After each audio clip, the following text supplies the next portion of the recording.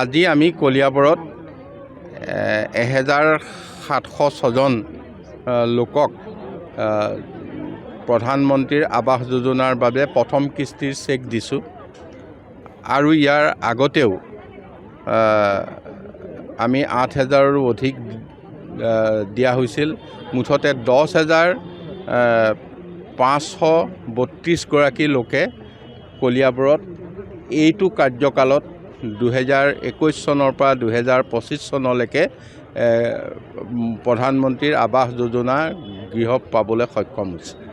লগতে আপুনি কৈছে মধ্যবিত্তিৰ পৰা সমাধান হ'বৰ কাৰণে হিতাধিকাৰীসকলক যাতে মধ্যবিত্তি কবলত নপৰে।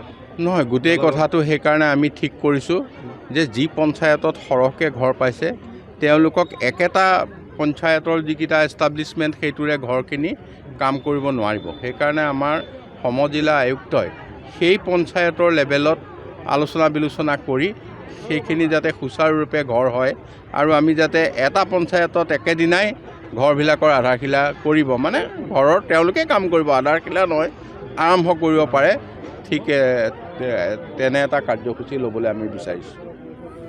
যিকোনো খবৰৰ বাবে যোগাযোগ কৰক 7099017330 লগতে 7099017110 নম্বৰত।